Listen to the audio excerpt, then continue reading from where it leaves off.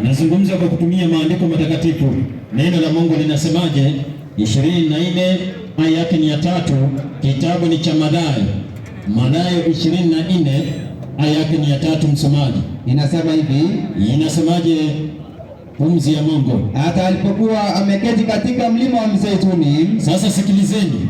Yesu alipokuwa ameketi katika mlima wa Mizeituni, wanafunzi wake wakamwendea kwa faragha. Wanafunzi wa Yesu wakamwendea Yesu kwa faragha wakisema nini? Tuambie nini? Mambo haya yatakuwa lini? Hayo mambo yatakuwa lini? Nayo nini dalili ya kuja kwako? Kisha wanauliza ya kwamba ni nini dalili ya kuja kwako Yesu na ya mwisho wa dunia? Hayo ni maswali ambayo Wakristo duniani wanapaswa kuwa wanajiuliza. Ni nini dalili ya kuja kwako Kristo na ya mwisho wa dunia? Tuambie.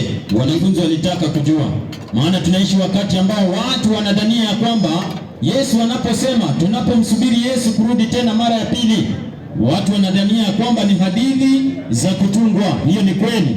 Yesu anarudi mara ya pili, na anaporudi mara ya pili, wanafunzi wameuliza ni nini dalili ambayo watu wataangalia na wajue ya kwamba mwana wa Adamu anatarajiwa kurudi hivi upesi. Msomaji, mwalimu, nisaidie aya yake 24, hiyo Mathayo 24, maandiko yanasemaje? Inasema hivi. Inasema, kwa maana watatokea makristo wa uongo. Maandiko yanasema dalili za kuja kwake mwana wa Adamu. Kwanza tunaambiwa ya kwamba watatokea makristo wa uongo na manabii wa uongo, nao watatoa ishara kubwa na maajabu. Maliza. Hata wapate kuwapoteza kama yamkini ndio hata walio wateule. Tunaambiwa kwamba watatokea makristo wa uongo na manabii wa uongo ambao watatoa ishara kubwa na maajabu, wapate kuwapoteza hata yamkini walio wateule. Duniani watu hawana habari ya kwamba sio lazima, yani haidhibitishi ya kwamba wewe unamjua Mungu ama wewe ni Mkristo kwa kulitaja jina la Yesu.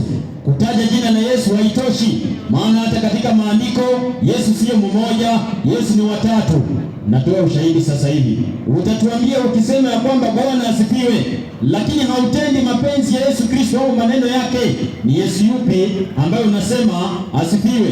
Maana unaposema Bwana Yesu asifiwe, ni Yesu Kristo, fanya mapenzi yake.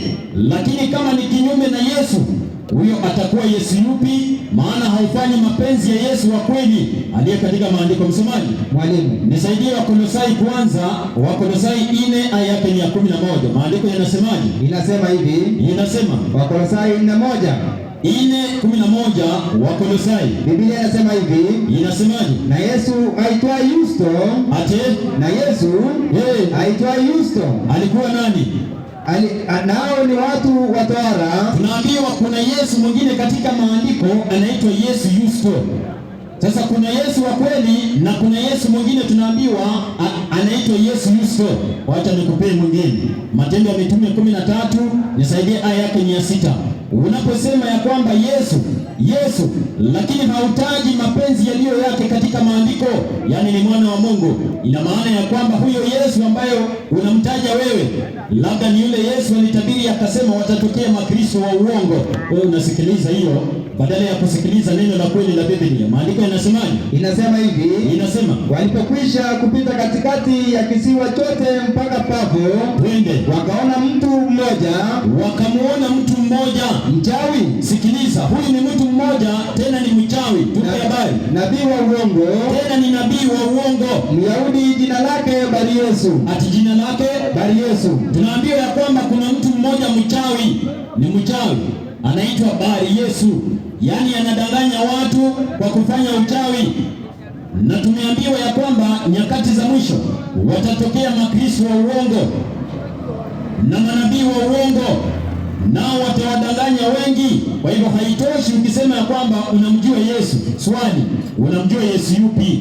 Maana Yesu anasema, nisaidie Mathayo 7 aya yake ni 21. Maandiko yanasemaje? Mathayo 7 aya yake ni 21.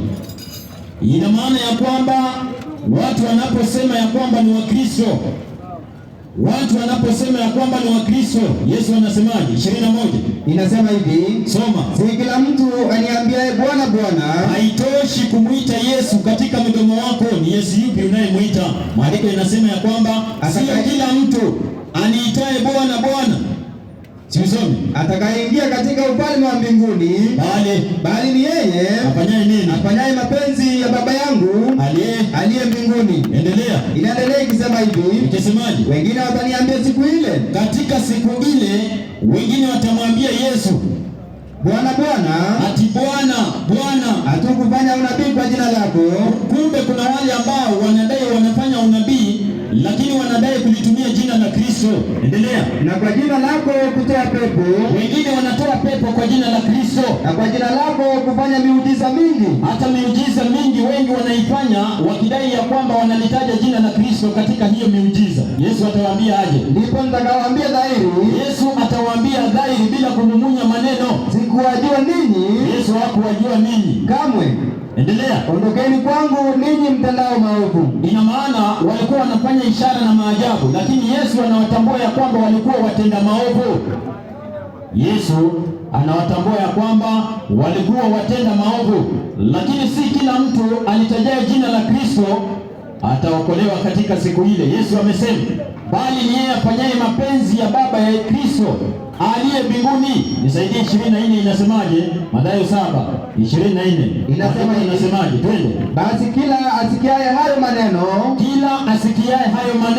yangu, ndiyo, na kuyafanya atafananishwa na mtu mwenye akili. Maandiko yanasema ya kwamba huyo mtu anayesikiliza maneno ya Kristo na kuyafanya anafananishwa na mtu mwenye akili aliyejenga nyumba yake juu ya mwamba. Ina maana imani yako umeijenga juu ya msingi wa neno la kweli, yaani umeijenga nyumba yako juu ya mwamba ambaye ni Kristo. Twende. Mvua ikanyesha, hata mvua inyeshe, mafuriko yakaja, safi, pepo zikavuma, kanisa zikaipiga nyumba ile, ukafanyaje? Isianguke. Kwa nini? Kwa maana misingi yake imeweka juu ya mwamba. Ina maana ya kwamba wote ambao wanadai wanamjua Kristo ama ni Wakristo lazima wayatende mapenzi ya Kristo, yale aliyonena katika maandiko matakatifu, yale ambayo Kristo aliyanena katika maandiko matakatifu. Yesu anauliza swali. Yesu anakuuliza swali, anauliza wewe na mimi swali, maana wengi hawamjui Yesu wanayemtaja hata katika sehemu zao za ibada. Yesu anauliza swali. Nisaidie Mathayo 22 aya yake 41. Maandiko yanasemaje? Inasema hivi, Mathayo 22 aya yake 41. Biblia inasemaje? Na Mafarisayo walipokusanyika, Yesu aliwauliza swali akisemaje? Mwaonaje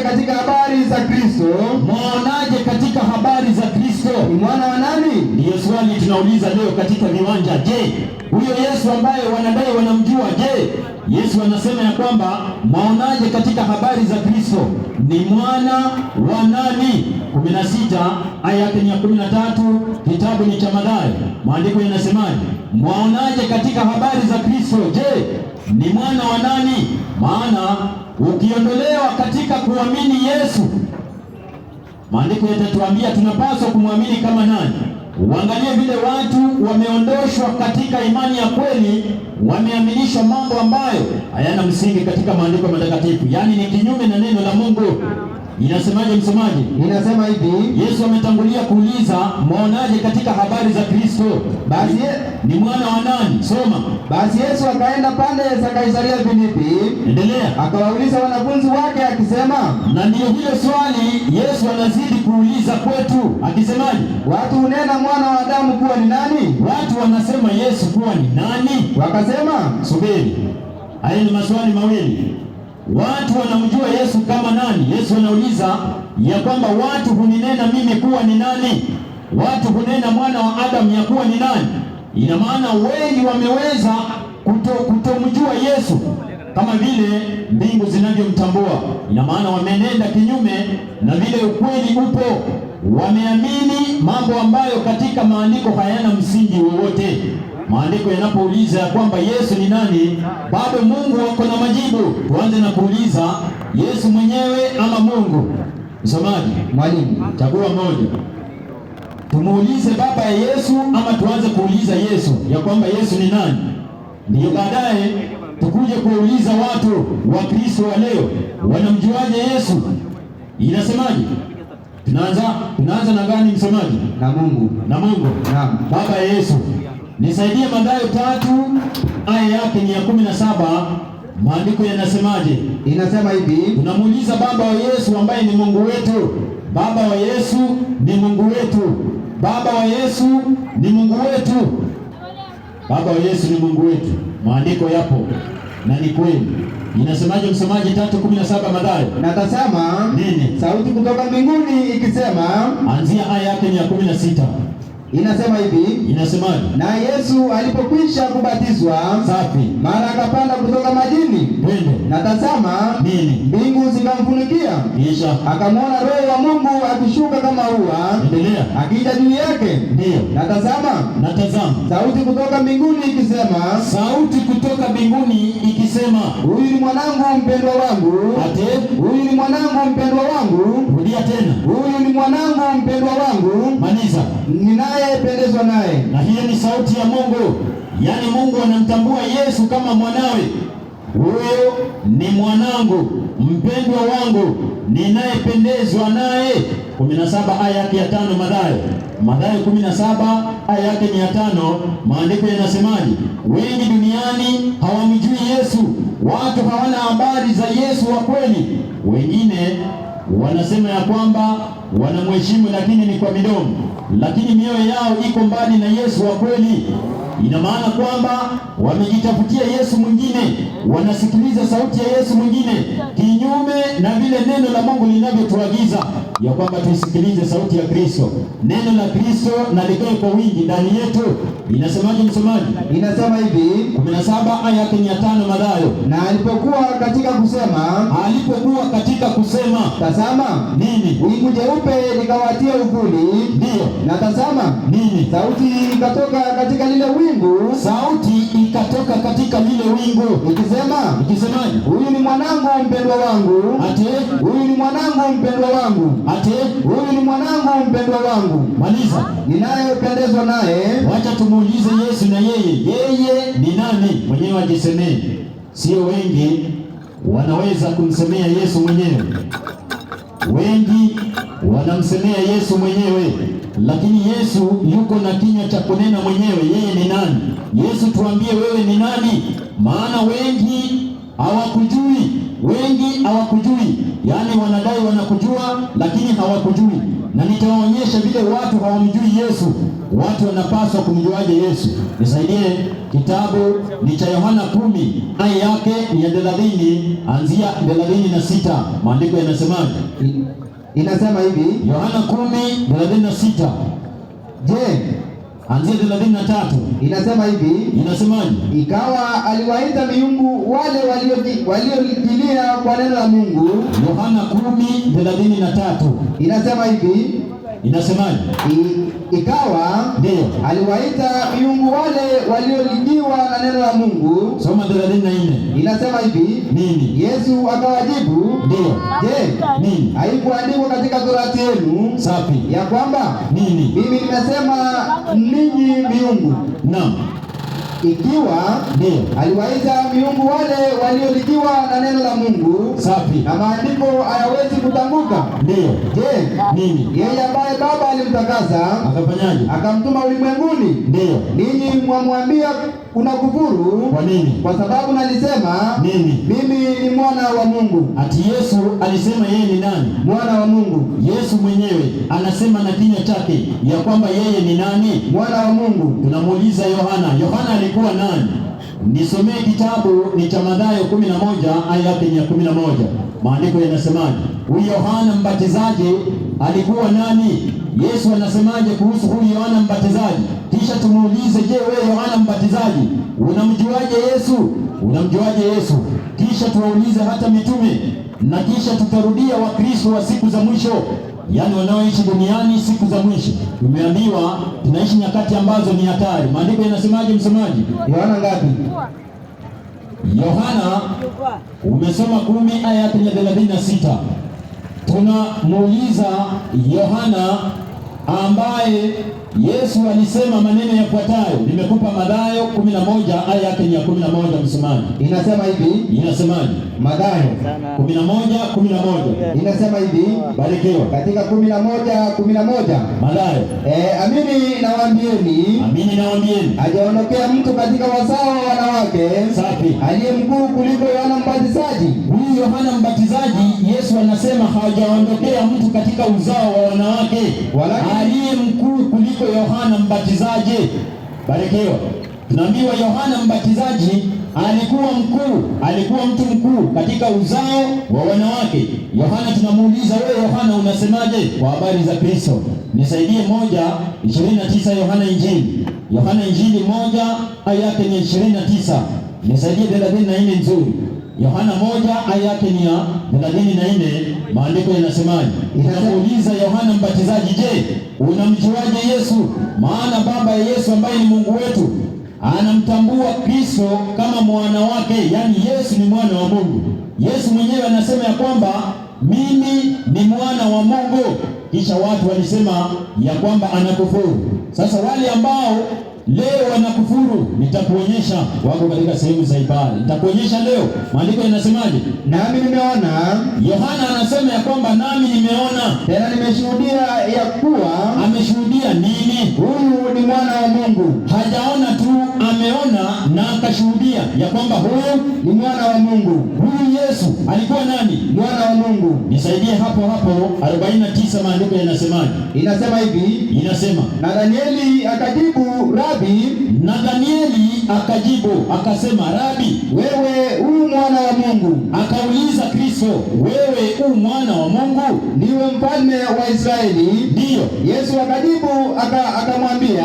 Yesu akajibu akamwambiaje? Kwa sababu nilikuambia nini? Nilikuona chini ya mti. Safi. Waamini? Ndiyo.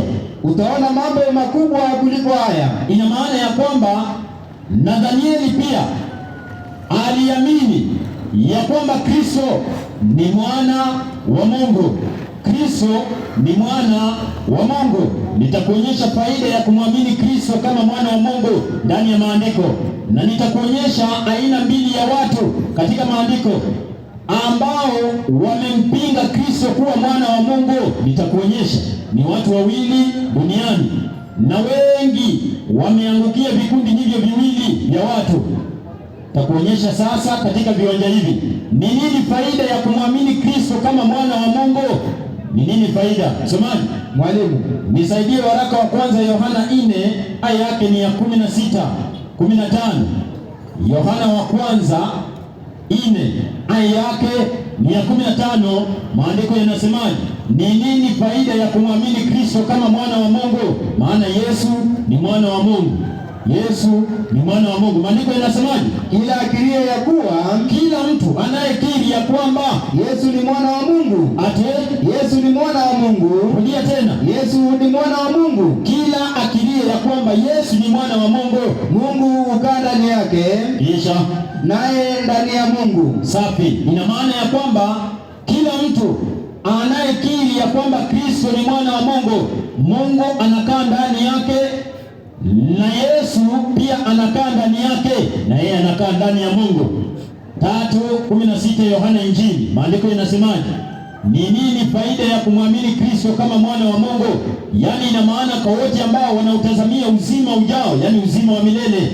Kuna imani ambayo wanapaswa kuwa nayo, wanapaswa kumwamini Yesu kama nani? 3:16 Yohana Injili, maandiko yanasemaje? Kwa maana jinsi hii ndio Mungu aliupenda ulimwengu, kisha hata akamtoa mwanawe pekee. Alimtoa nani? Mwanawe pekee. Alimtoa nani? Mwanawe pekee. Wengine wanasema ya kwamba Mungu alimtoa Mungu mwenzake, yani kuna Mungu mwana, kuna Mungu Baba, Mungu Mwana na Mungu Roho. Uongo. Ikiwa uko na swali karibia. Maandiko yanasema ya kwamba kwa maana jinsi hii Mungu aliupenda ulimwengu, twende, hata akamtoa mwanawe pekee, hata akamtoa mwanawe pekee, ili kila mtu amwaminie. Ikiwa utamwamini mwana pekee wa Mungu, asipotee, hautapotea, bali awe na uzima wa milele. Kwa wote ambao wanataka uzima wa milele, lazima wawe wanamwamini Kristo kama mwana pekee wa Mungu. Ni mwana wa pekee wa Mungu. Nisaidie hiyo Yohana 17 aya yake ni ya 3.